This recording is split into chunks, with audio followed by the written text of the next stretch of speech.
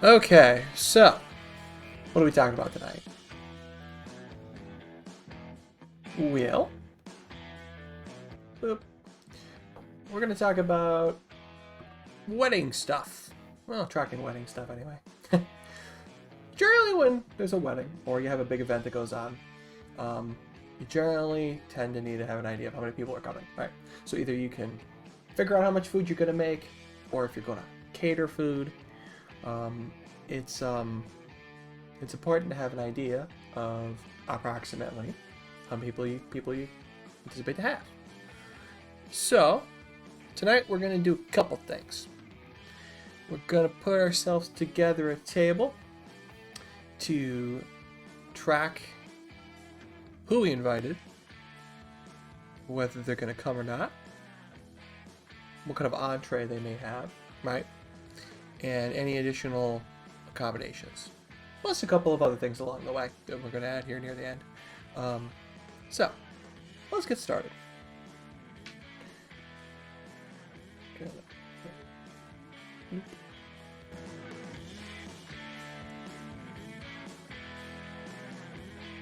Okay, so if we're going to invite people, right, we probably want to have an idea of who that is, right? So let's track guest name. I hit tab to move on to the next adjacent cell. I'm also going to auto expand this by double clicking between the two. And then we want to know whether they're going to be present or not. So we're going to do coming, and our options are going to be yes and no. Hit tab. And then our entree.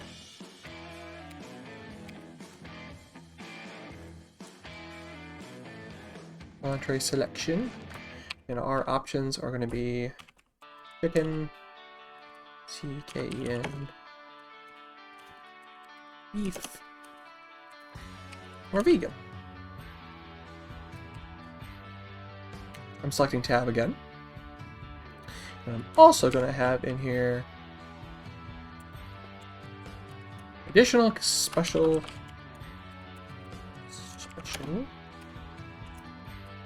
accommodations.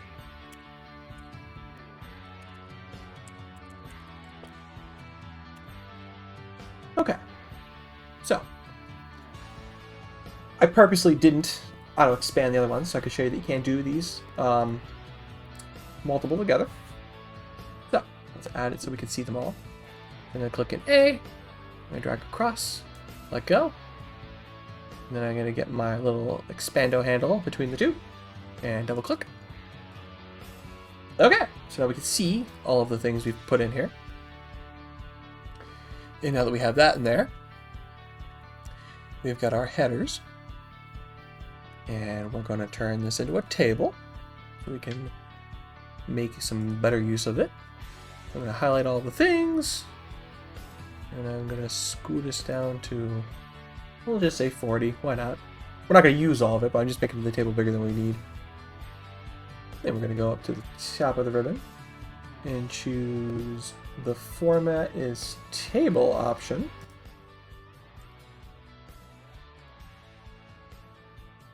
And I'm going to choose a color of gray.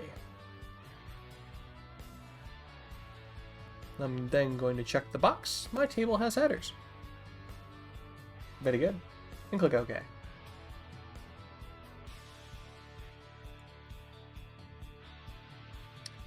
Okay, so now, while I'm still clicked in my table, we can see on the table tools that the design tab appeared. We're going to make some additional changes to the table before we start doing other things to it.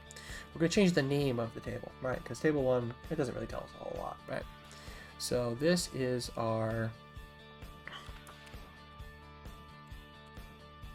guest list. Actually, going to underscore that. Right. So as we refer to anything in the table with formulas, we will be referring to the guest underscore list name.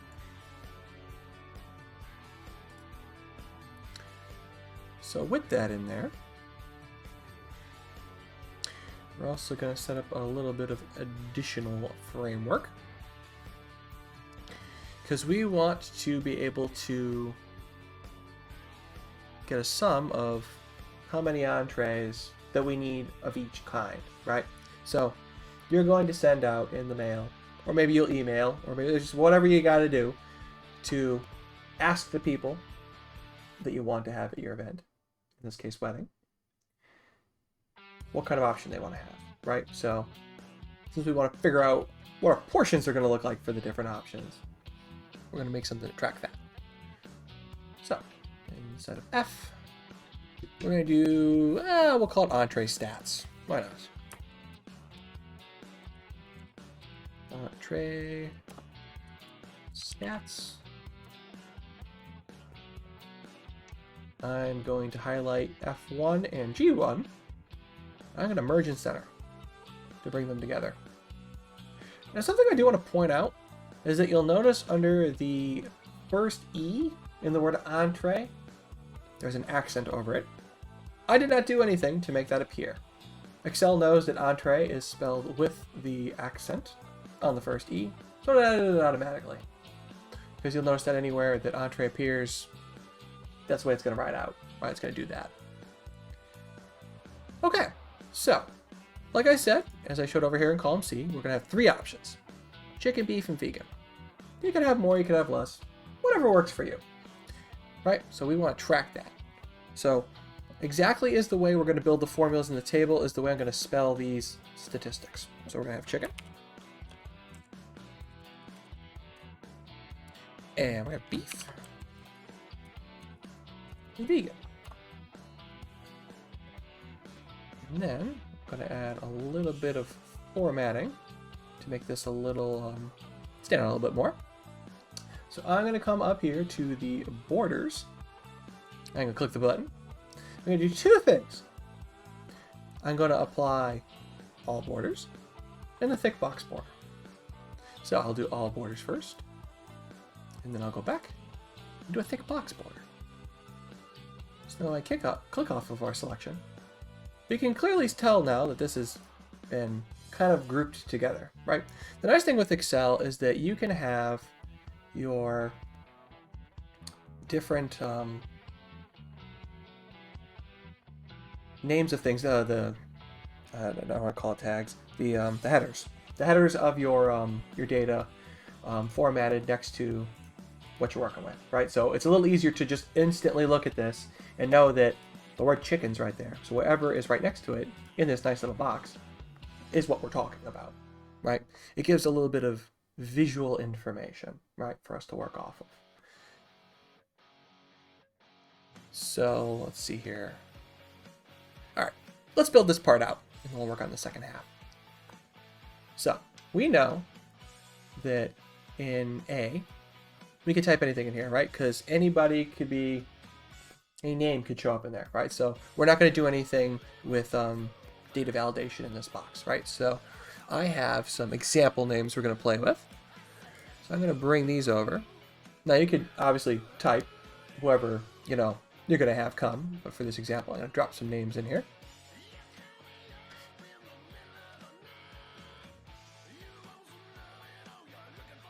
Okay, so I have a total of 24 people that we are going to send invites to, right? Now, a little side note, within Excel, when you highlight something, right? I highlighted these 24 cells from A2 to A25. I know immediately that that's 24 cells I've selected for 2 reasons. 1, I can see it, but 2, if I look down here in the right-hand corner, it actually counted what I selected for me. So I know I've got 24 people in this list without having to just look at it and then subtract 1 in my head because guest name is in A1, right? As you select different things in Excel, there's those little nugget shortcuts. Same thing with numbers. If you highlight a bunch of numbers, keep an eye on this area down here on the screen. You'll actually see that it'll give us other useful information.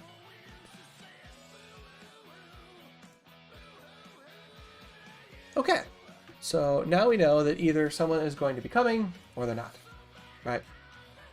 So with that, we are going to put some data validation on here.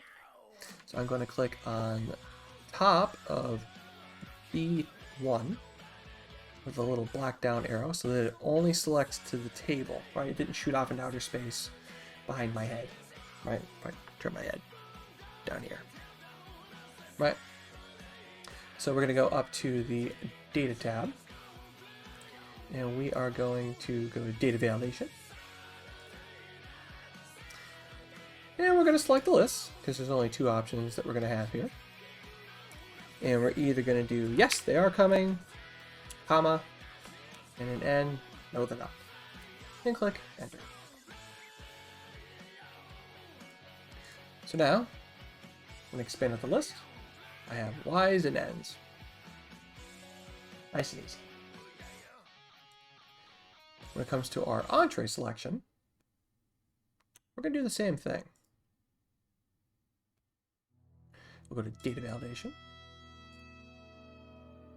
And we'll list our three options.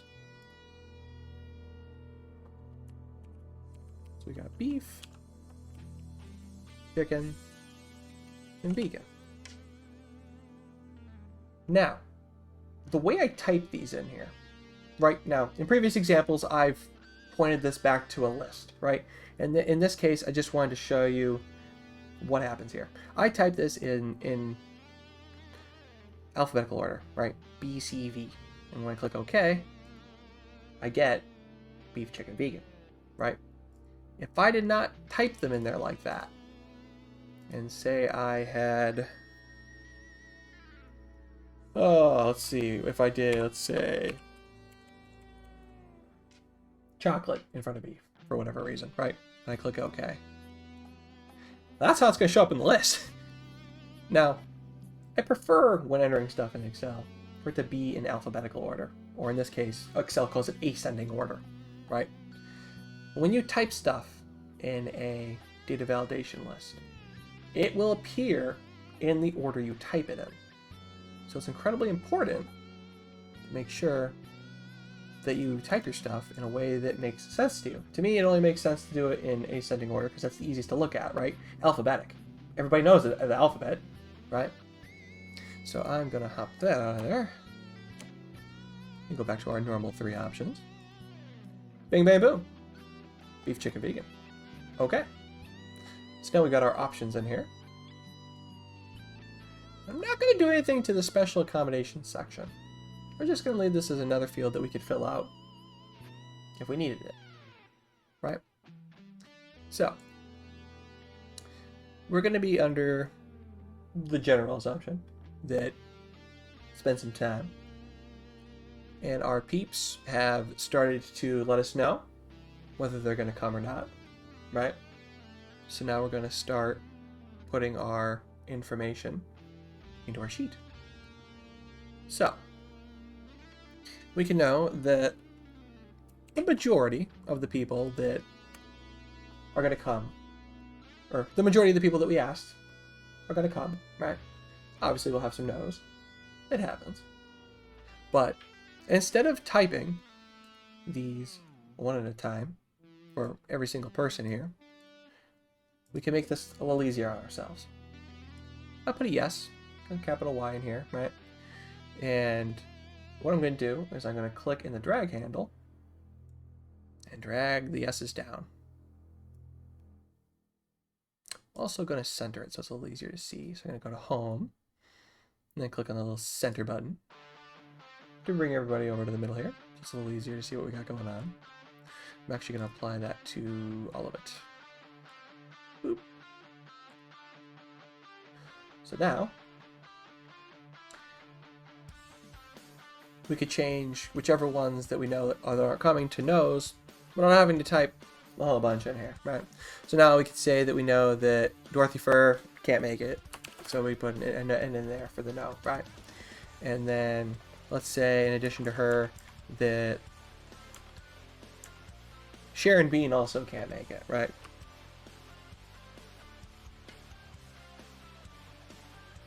So now we could do the same thing for the menu options.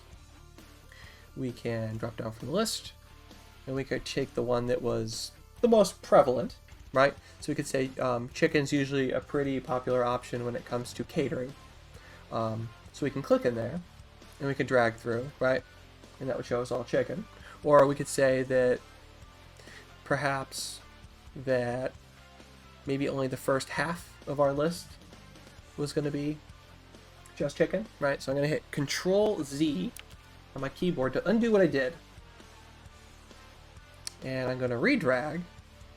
We'll say down to Jason Bulb, right? And let's say that the second half here is mostly beef, right? So we could drag on through. And then with our list in front of us, right? Because it would make sense to like separate out, you know, who was coming based on if they're coming and then, you know, which food option they had. So it's easier for you to just look at this and then just go through all your names. And we'll say that Charles Floof is going to do beef, right? But I didn't have to type it all, right? That saves you an immense amount of time while working inside of Excel. Because I could have did C for chicken, B for beef, and V for vegan, right?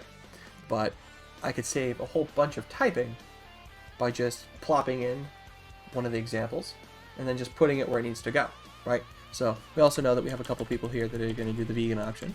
So we'll say that Thomas Sleeve is going to do vegan. And we'll say that Larry Sleeve will also do vegan. Now, check this out.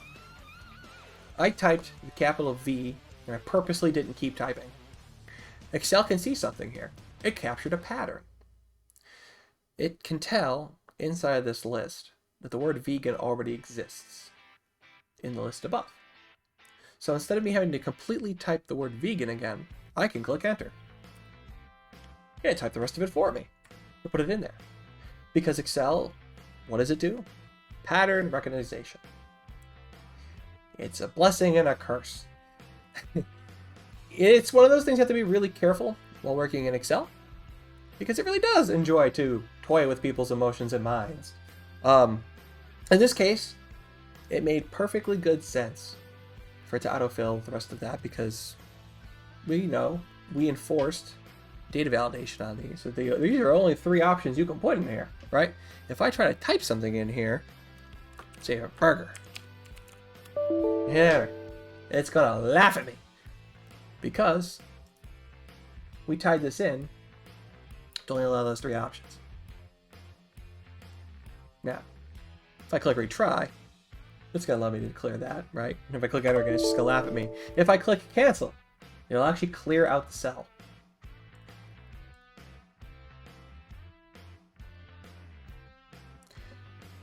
Okay, so now that we got that cooked up, why did I add the special accommodations column?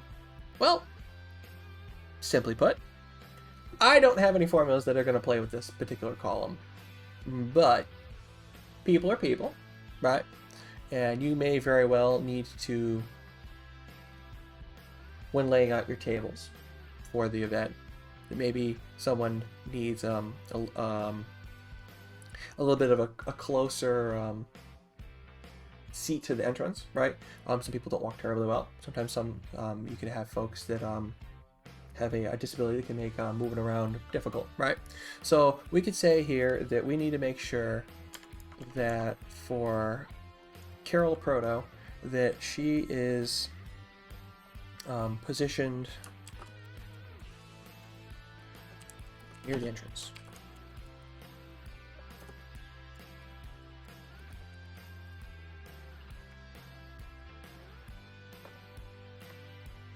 Oh, I was not done typing in there.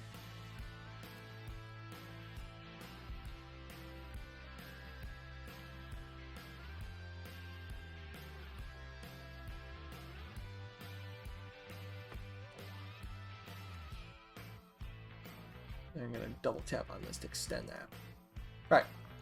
So we could say that when figuring out who's going to sit at which table, that's something we need to keep in mind, right? Now, it's a nice thing that you can do in Excel is that you can add these kind of notes to the ends of stuff that matters to you, right? In this case, making sure everybody's comfortable and be able to have a good time. That's clearly important. And in this case, that's something that we would want to keep in mind.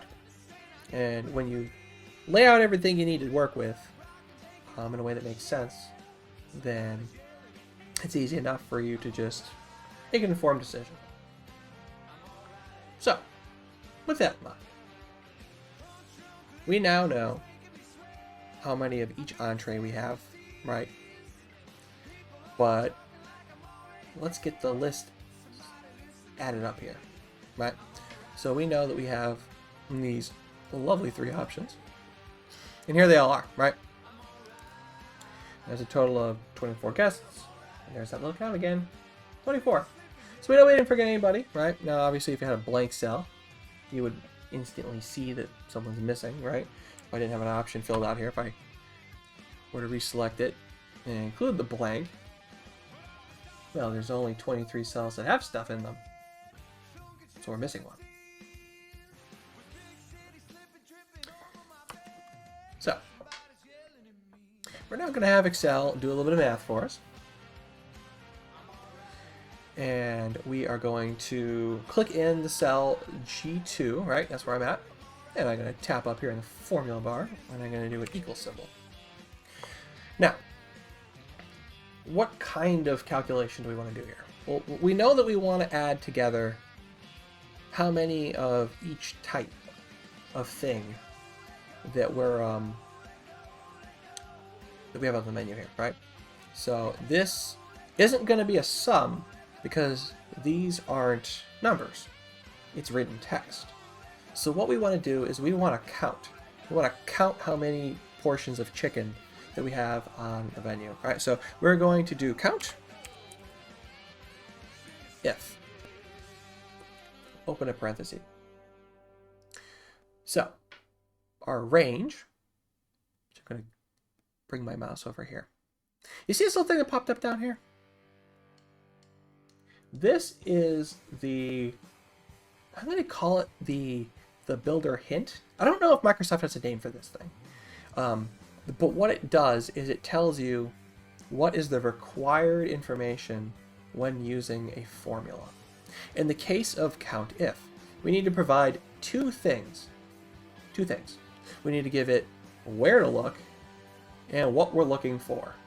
And then it'll count it. In our case, I'm going to click on the top of C until I see the name of the table in here, right? Guest underscore list. And we are doing a count if based on our entrees, right? Now, if you get the wrong selection here, right? I'm purposely going to do this wrong just to show you what the difference is of why I'm talking about where I'm clicking. If I click on C, you see that right there? C:C. Well, if I scroll down, our table ended right here, which means all of these cells that go off into Neverland here are going to be included in our calculation. That's no good. We don't want to do that, because if we put something underneath this table, if we want to use this space for something else, it's going to get included in the formula. It's going to get included in our count. And if by some chance we manage to type the word chicken, beef, or vegan in any of these cells below it, it's going to get included. We don't want to do that because we already know these are the people who are going to come. So we don't want to add extra stuff in here. Then we'll be preparing extra portions, and we just wasted food. Don't do that. That's bad tact. So we're not going to do that, right? So we are going to put in here. So the difference, right? So it's the little black arrow that appears up here, right? And if I go all the way up to where the letter is, it highlights the letter, right? We don't want the letter. We want to go to the top of our table and click. Now, I absolutely could have typed exactly what it put in here. I could have typed guest underscore list. That's the name of the table. And then in square brackets, the name of the column. But there's no reason to do that because you could just click on it. and you could get to ride off into the sunset. I'm now going to do a comma, and now you'll see that in this little tool hint thing, that the word criteria is now shown in bold. That means we've given it the range, it has it, and now it wants to know what we're looking for, right? So I'm going to click on the word chicken. It's over here in F2. And I'm going to close my parenthesis. Right? Now the tooltip disappeared, which means we gave it the two things it was looking for. I'm going to click on it. And it gave us 11. So now that means we have 11 people that are going to get the chicken option. And I can prove that that works, because I could take this beef, switch it to chicken, and boom, it says 12 now. It's doing the math, right? Now, one of the things I got to tell you is absolutely important when you're working with Excel. Check the formula to make sure it does what you think it does, right? Here's how we're going to check that this actual 11 is real, right? That that's the thing we actually want. I'm going to filter this by clicking on the little down arrow. I'm going to unselect everything. I'm going to choose chicken, so that it'll only show chicken, and click OK. Now, if I highlight all this stuff, visually speaking, there's 11 chickens here. And if I look down here, there it says 11. Why is that relevant? Well, yes, I could look at this and see that there's 11 entrees that say chicken here. If the list was really, really long, you'd be counting for a really long time. So this is one of those times that it makes sense to leverage the things that are built into Excel and run with it, right? Other thing I need to show you is hiding behind meat. So let me hide meat here. Let's see here. Boop. Okay, I am now in the ether. And the lower left, next to the word ready, you will see the word 11 of 39 records found. Well, that is simply showing you a total of the length of the table we made, because I made the table a total of 40 rows long, including the header, because the header takes up the first row. The first row is the guest name, coming, the entree selection, things of that nature, right? With that, that's where that 39 comes from. Because if you take 40 and you subtract 1, you get 39, right? Your headers are removed, and you're good to go, right? That's where that comes from. That's another thing that does show some useful information that lives down here. But the data that appears over here in this lower right-hand corner is by far some of the best. So, with that, I'm going to remove this filter so we can keep going. So I can click back on the filter, and I'm going to click clear the filter, because we don't need it no more. Okay, so what I did to make this, I could do again 2 more times, and it will work. I could do something different and save some time. Let me show you how this works. If I grab this particular formula and I drag down, what do you think is going to happen? Right? So if I click in here and you take a look, it's looking at the entree selection in F2, right? Well, let's try it. I'm going to grab it, I'm going to drag down like that. Well. It built us out some stuff. Let's check it. If I click in beef, click back up here. It's the same table selection, because we see the name of our table, the name of our column, and then F3. So now we're looking at the beef option. And I could also check the same thing for vegan. Same selection. And we can prove it doesn't go off into outer space, right? Because it ends at the bottom of the table because we selected the table. And it says F4. So, if we want to check ourselves, which it doesn't hurt to check, because once you built the formula and you know that it's doing what you expect, you're solid. You got this. So I'm going to click on this, and I'm going to filter for beef. I just so happen to have selected the same amount of beef, right? So now we got 11. I can prove that. I can look down here, and it says 11. We'll do the same thing for vegan. We'll switch this over. Bing, bang, boom. Nailed it. I see 2. So do you. Yes, that's a small amount. I don't have to come down here and prove it to myself. But I can anyway. Something else I want to point out. As I'm playing with this filter and I'm switching this back and forth between the different menu options, I could select more than one if I want. I could just not look at the vegan options. Right? It still counts them, mind you. You notice that? Look at that. It counted it. You can still see it. It's not in the list anymore. It's something important to keep an eye on, though. Over here on the left, you see how these numbers are blue now? Well, when they're blue, that tells you something. That tells you that the range of cells you're looking at has a filter applied. If you forgot that you applied this filter up here, which is denoted by the little cone icon, right? That little filtery thing. Just taking a quick look at your cells will tell you if there's a filter in your way, right? So if I scroll down further in the workbook here, well, these aren't blue, but these aren't filtered, so they look like normal cells. When I scroll back up, well, there's your filter, right? So I'm going to clear this out. The blue disappears, and the cells that were filtered out have returned. So 21 in row 19 and row 21 disappeared when I did that, right? I'm going to do it again. No 19, no 21. They're missing. That blue indicates, though, that it actually is missing.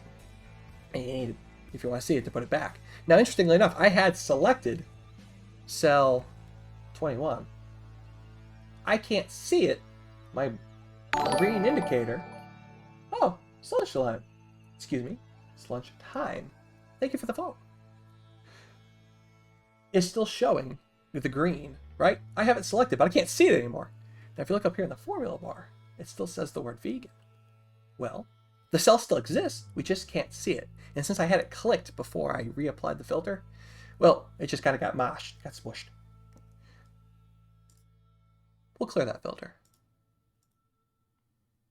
And it's back. We can see it. Right?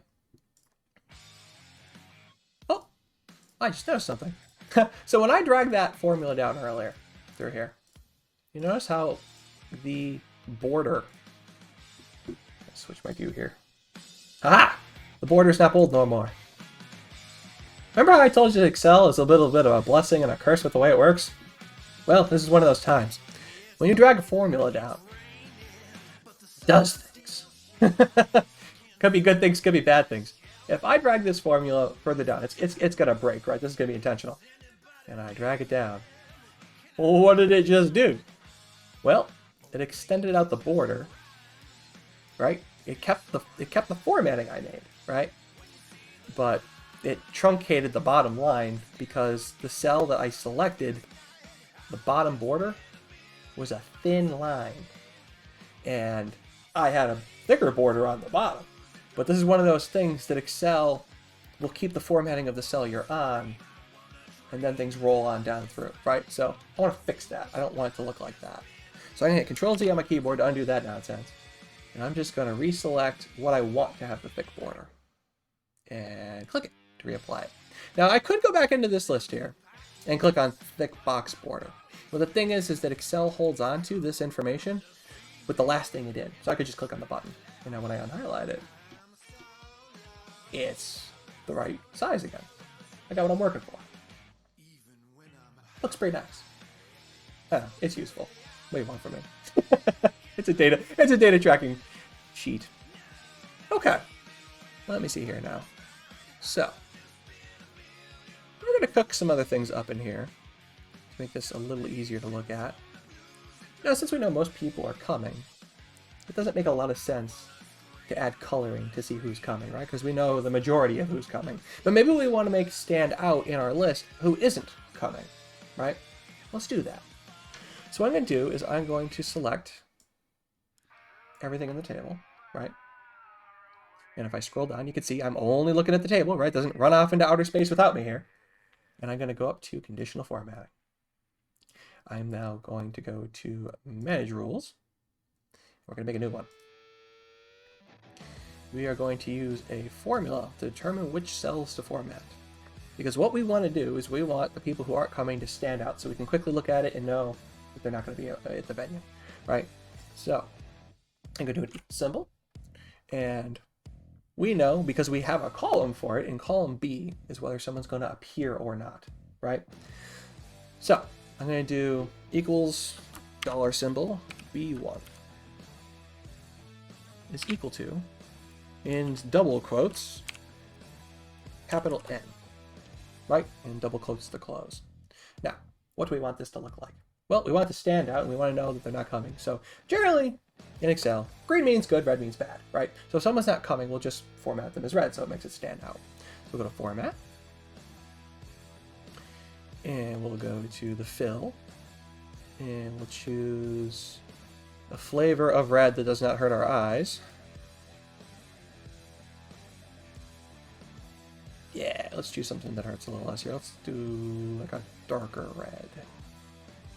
The nice thing with Excel is you can choose literally any color from the rainbow. You can choose it right here from the picker, or if you know the RGB code, red, green, blue, numbers that make up the color specifically that you want, you can just choose it and type it in here.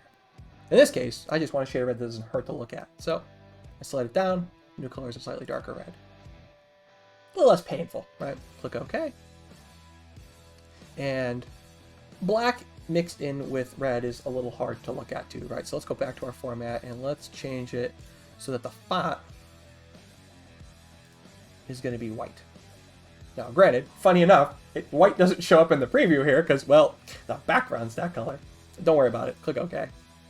When you come back over here, you can see that the formatting shows up as anticipated, right? So we'll click OK.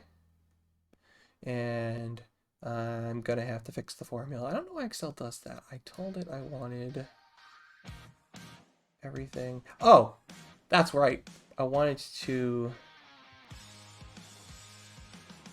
No, that's actually okay. I lie. I'll click OK.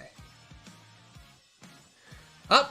I gotta go back in there. Conditional formatting, manage rules. I forgot when I click apply that it messes with us.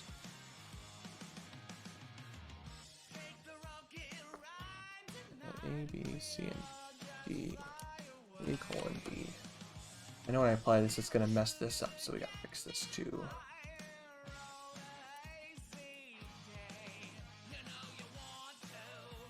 That's better. Granted, with the way I've selected this and the way this applies to, the formatting is going to apply to everything that runs off into outer space here, right? It's going to be more than this table. I'm not sure. Try putting... I don't know if you can use the table name in here. Let's try that. I don't think it'll take that, though.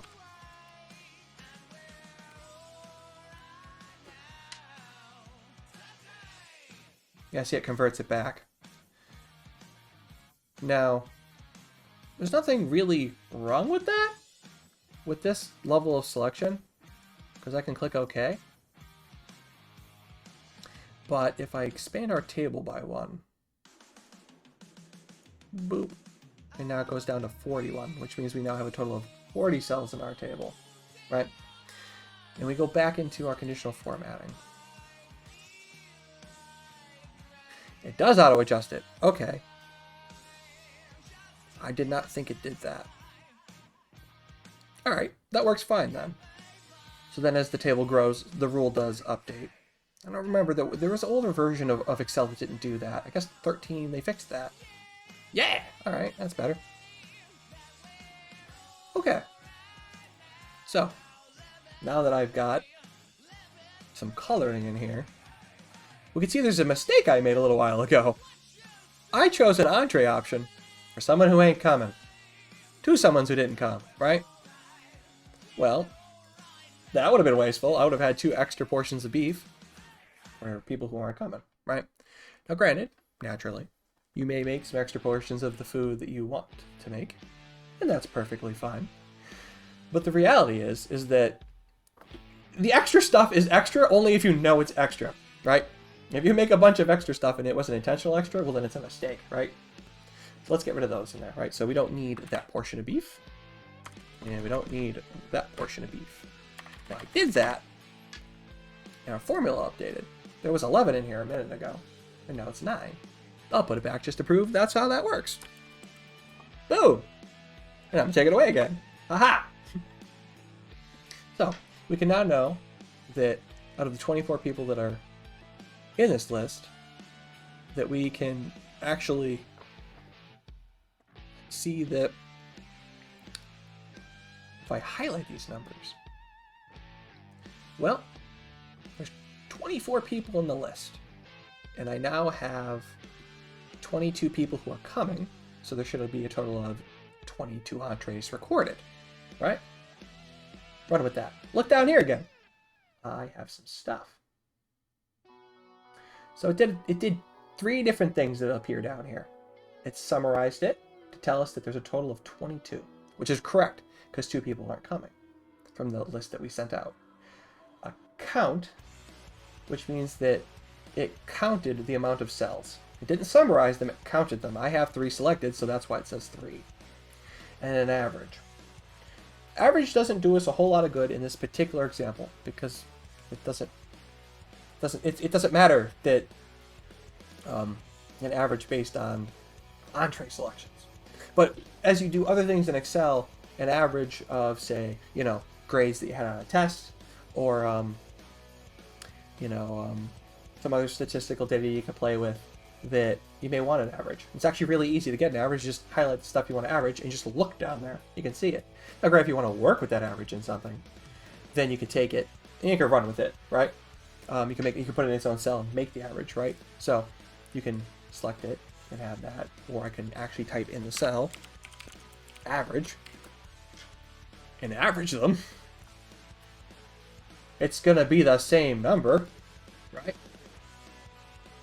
7 point all the 3s. And if I look up here, 7 point all the 3s, right? But I can't do anything with what shows up down here. I could look at it, and for just taking a quick check to make sure I have what I need. That's Mint. This is an easy way to check yourself, because it's one thing to get familiar with the program, it's another thing to make sure that you're not making mistakes while you're running around. Because, as I've shown on previous streams, I still make mistakes. But I at least have an idea enough to double check myself, at least most of the time. I ain't perfect. Nowhere in the slightest. But at least this is an easy way to double check yourself without having to do a lot of additional work. Most important thing, check yourself as you're going along, as you're working this stuff out. Because if you catch a mistake early on, as you build stuff out in Excel, then it's less you have to iron out later, and more importantly, if you make a big mistake, you may have to rewrite your formulas and the other things you made. If you catch them as you go along, it's more damage control, more or less. Right? Alright, so we don't need this average. Boop. I hit delete on the keyboard after selecting that. Okay. So, now that we have that, we're going to build out our thank you card section. So, we had a bunch of people come. They had a good time, right? And we were able to tell who needed to know which quantities of things we needed, whether that was going to be catered or you were making it yourself. Totally up to you. You can have whatever options you want, 100%. Nice and easy. Some folks would like to have thank you cards sent out after their wedding. I've been to a couple of weddings myself. It's appreciated. Perfectly fine. Not everybody does it. It's all good. Well, we're going to do it anyway. So, in J1, I'm going to put in here the guests invited.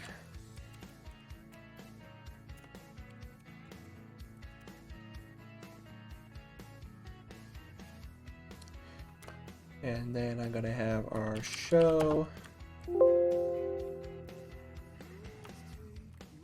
I don't know what I hit. Let's try it again. Oh, there we go. Show, no show. And we're going to do our email to address.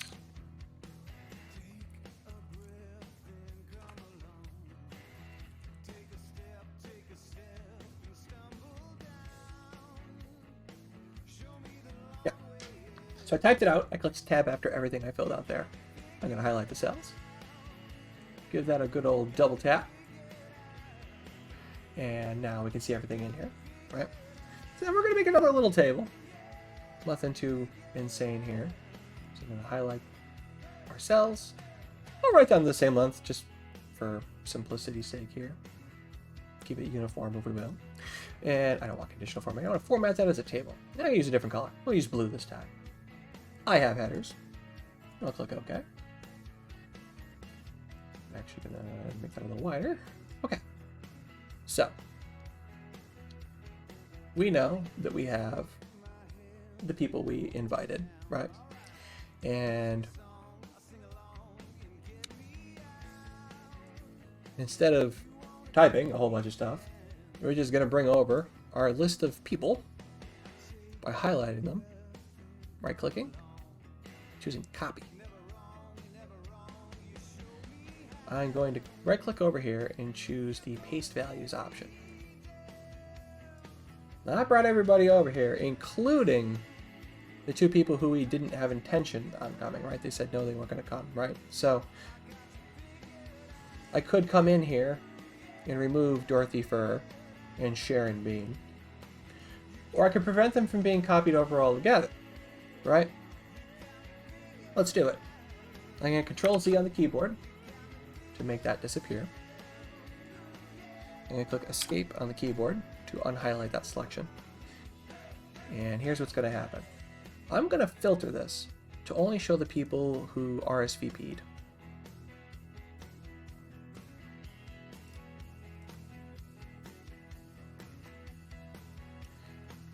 I'm going to highlight everybody's who's here, right? Now, this is a little convoluted, right? If I were to do the same thing I just did, by copying that and pasting its values over here, and I clear this filter,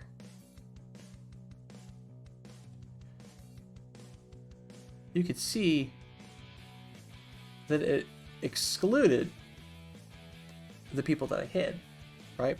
So I don't have to come over here and remove Dorothy Fur or Sharon Bean, because I only brought over who RSVP'd. That's one of the nice things that happens with the filtering.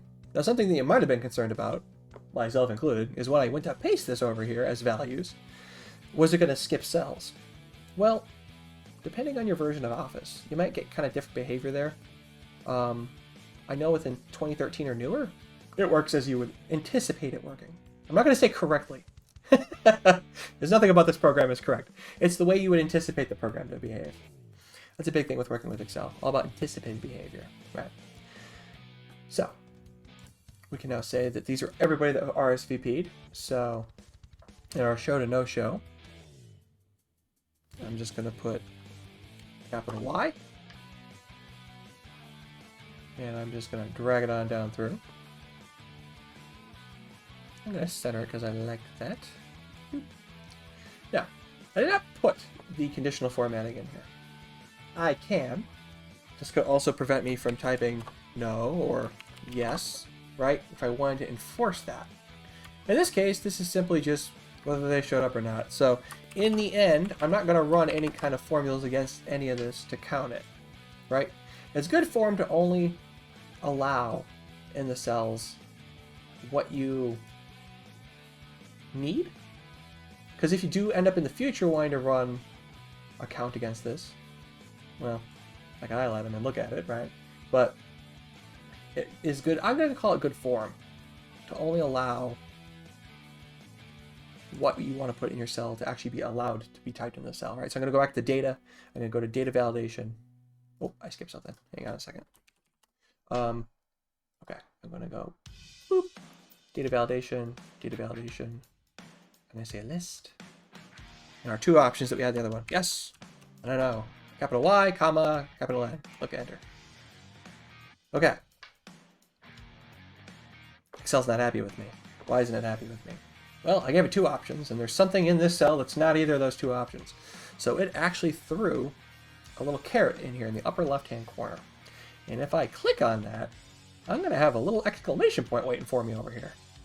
If I hover over it and don't click on it, it says the value in this cell is invalid or missing. click on display type information for specific details. So I'm gonna click it. And if I do help on this error, oh, that's not what I want. I want the, oh no you don't.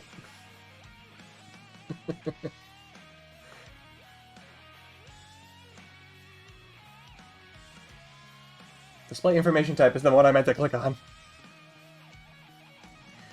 We could see that the reason Excel's upset right now is that in cell K24, which is the cell we're in, it's a restricted item, right? It says value must match one of the listed items. Blanks are ignored because there's nothing in the cell, so you can't say empty is invalid, right?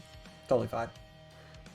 If I click OK, right, we can see that that's what's in there. Now, if I actually try to type no in a different cell and click enter, it won't let me do it. But if you actually have invalid data in your cells before you apply your data validation, it's going to let you know there's a problem, but it's not going to change it. Now, in this case, if I put an actual capital N in here and click enter, it fixes it, right? It's not set anymore. With that, that was an empty cell, so I don't actually need it. But, yes, data validation. It works really well, but try to think ahead. Try to add your validation before you start entering data into your sheets. Because then that way, that kind of stuff doesn't happen, because Excel straight up won't let you. So, this is everybody who RSVP'd, right?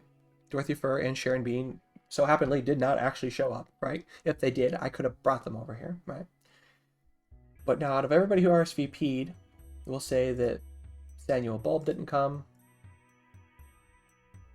and that Kathleen Bulb didn't come. Right.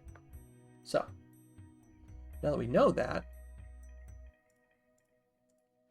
from in the address column, you would have all of their appropriate addresses. Since this is just simply an example, I'm just going to put this in here. And it's an example, and then there's no example.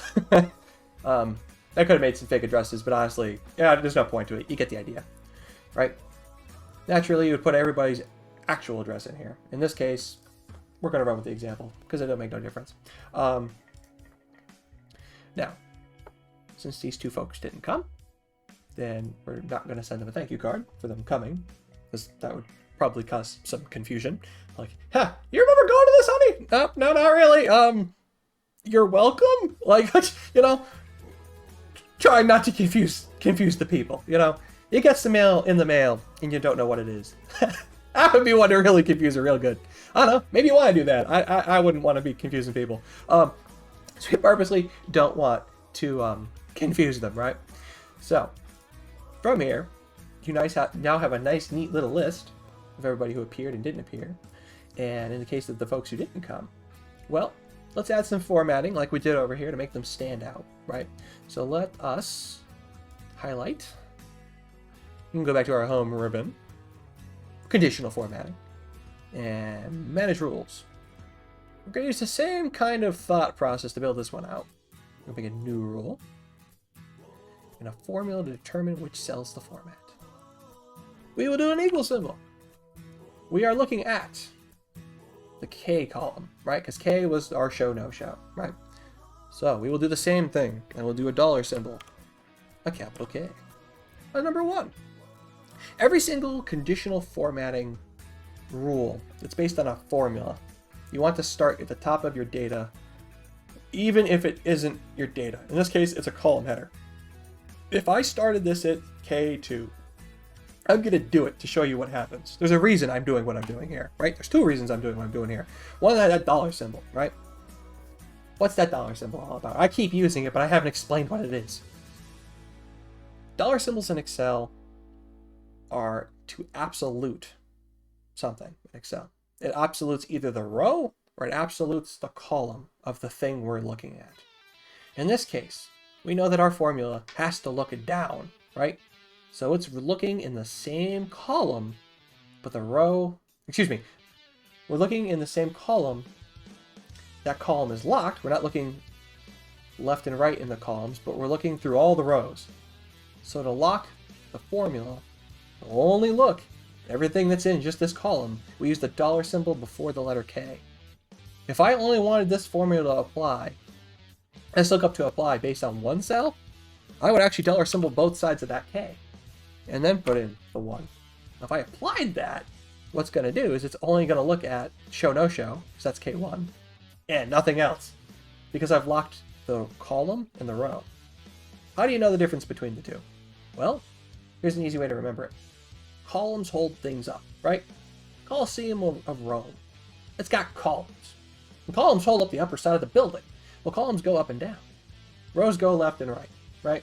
Row your boat, left and right. Hold up Rome, up and down, right? I'm going to be honest with you. When it comes to where the dollar symbols go, I regularly forget which side of the letter that the dollar symbol needs to go on, which is why we test. In this case, I know that I've used this one specifically enough that I remember that it has to go before the letter K to lock in the column but allow the row to run down the screen. Now, as I had mentioned, I'm going to show you why I'm putting 1 in there and not 2, right? So, we know our data starts in 2, and I'm going to do this so that this time we're going to do stuff. I'm going to bold it and italicize it, make it stand out. And let's choose the color of the text instead of fill this time. We'll go with another red because why not? I'll click OK. And I'm going to make that equal to, in double quotes, the capital N. It's the people who didn't appear. Naturally, we don't need to color everybody who did appear. So that's why we're only doing the nose. Click OK. Click Apply.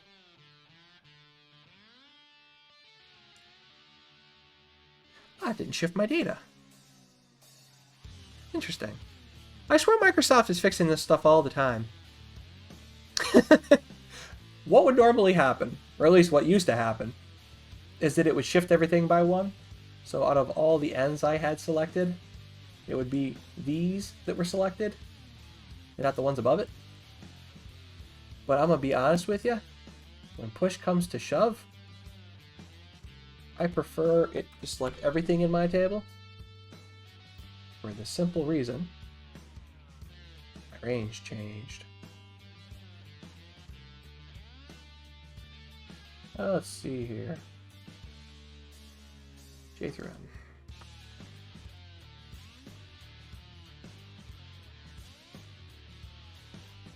This is your friendly reminder of just because this is the way I'm showing you how I do it does not mean it's the only way or necessarily the right way. This is my preferred method. Your mileage may vary. I prefer the formula to start at the top of my table always, so that I know that I've got everything selected from the beginning of the table to the end of the table. I'm actually surprised that's fixed, to be honest. Now, since this is conditional formatting, if Kathleen Bulb actually did show up, I switched that back to a yes. It's just that. It's conditional formatting. So, we could say that the bulbs didn't appear, right? So, no worry about sending a card out there.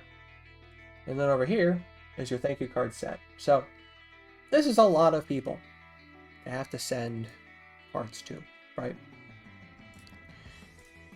And if we look at, no, I want to filter this one. For everybody who appeared, there we go. And I highlight them all. 20 people appeared, right? Well, it might take you time to fill out 20 thank you cards. Why do I have this column? Well, you know why I have this column. That could take some time. A fair amount of time. So, as you go through these, you can then mark them as sent after you've done it, right? And hey, maybe you're not going to do them all immediately, right? So maybe you want to know what day you sent it, right? So maybe thank you card sent, and we want to also record in here the date we sent it, just so we know, A, we did it, and two, yeah, A, two? A, we did it, and B, when we did it, right? So in N here, I'm going to type the word date sent. And when I click enter, Excel's going to do a thing. And it did exactly what I anticipated. A little lightning bolt. What is that? Autocorrect. Excel knew, double click, that I wanted this to be a part of the table because I wrote it right next to where the end of the table ends, right? So if I were to actually skip a column, I'm going to scoot over here and type in P, right? Something, and hit enter. Excel's not going to include it in the table because there's this gap here. Now if I typed data over here in O, it'll do it again. Now, granted, I don't need that. So I'm going to hit Control Z to undo it, and then delete to remove that. With that, Excel, like I said, auto patterns, it gets kind of funny. This is one of those times that it did exactly what we wanted. We wanted that to be a part of the table. And as it stands, we're going to be putting dates in here, right? So we could say that this was sent on today's date, right? So May 24th, right? As you can see right now up here, this is the formatting of the cells that we're looking at, right? So if I click in, say, this number, it's a general number, right? And if I click in a cell, it's general cell. Well, there's different formatting options that can be applied, right? These are going to be dates, right? And there's a right way and a wrong way to put dates into your spreadsheet, right? So if I do 5, 24, 2023 and click enter, well, that still says general. Why? Because even though this is a date, I put spaces in here. Excel doesn't know what I want. Right now it just sees a spaced out number. Well, we want it to be a date, right? So let me clear that out. Let me try again. What if I did 5, period, 24, 2023? Enter. Well, again, general number format. No good. That's another way to not put it in here, right? So one of the things with Excel that's important is that you also enter your information in a way that Excel understands so that you can leverage the tool correctly, right? I want to put today's date in there. I could do two things to put today's date in there. I could type it the right way as 5, 24, 23, and hit enter with dashes. I could use slashes like it actually converted it to, right? If I click on the cell, aha! I got it right. It says it's a date. It knows it's a date. Well, that's fantastic.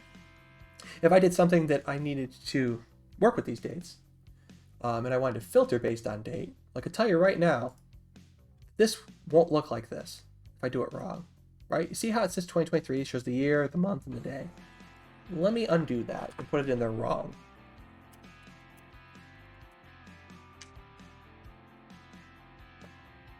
That's not incredibly helpful. What gobbledygook is that? Well, we didn't tell Excel the way that the data needed to be entered. So, you can only leverage this to the best of your ability based on giving the program what it is anticipating. So just getting familiar with the way Excel operates, this is one of those, right? So, we're going to put the correct date format in there, and I can either type it, right? I can type it correctly. There we go. Or I can use slashes. I can even type the date partial. I can do 05 of 24 of 23. Look at that. It had the year on for me. It knew what I typed. Now if I click up here, funny enough, it actually changed the value of the cell. It made it 2023, even though I only typed just the 2 and the 3. Because that's a part of cell's auto-completion. Another thing that's actually kind of helpful when entering dates, and I'm gonna keep bringing this up because honestly, the more you hear it, the more you kind of get it stuck in your brain, is that you can actually enter the today's current date with control semicolon. And I could keep clicking enter, control semicolon, enter, control semicolon, enter, and keep doing that and put today's date in all these cells. Well, that's one way to do it. I could drag it. Right? All today's date. That's perfectly fine. So, If you did a bunch of these all in the same day, then it's pretty easy. You fill it in once, you got options to be able to fill this out. So you're not typing a whole bunch of stuff. You don't have to waste your time on that.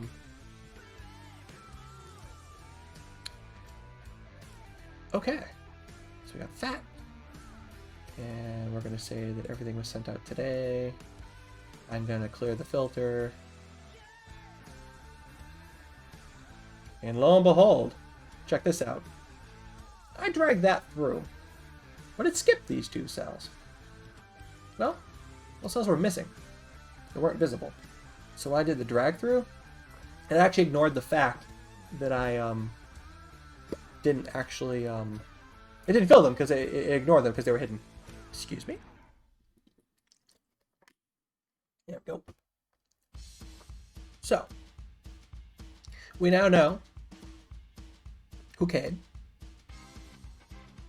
We send them their appropriate thank you card. They appreciate them taking the time to come and celebrate a good time. And we know when the stuff was sent. So all in all, if you wanted to refer to it, you could, right? You don't have to.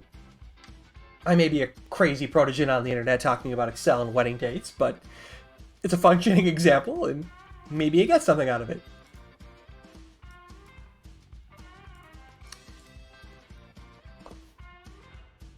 With that in mind, I'm open for questions.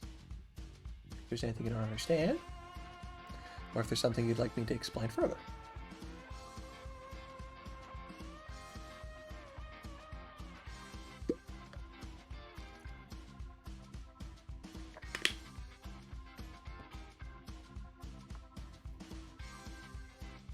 Also, do keep in mind, if there is something that you don't understand or you need me to explain further why I'm going at this, feel free to stop me. I have absolutely no problem with that.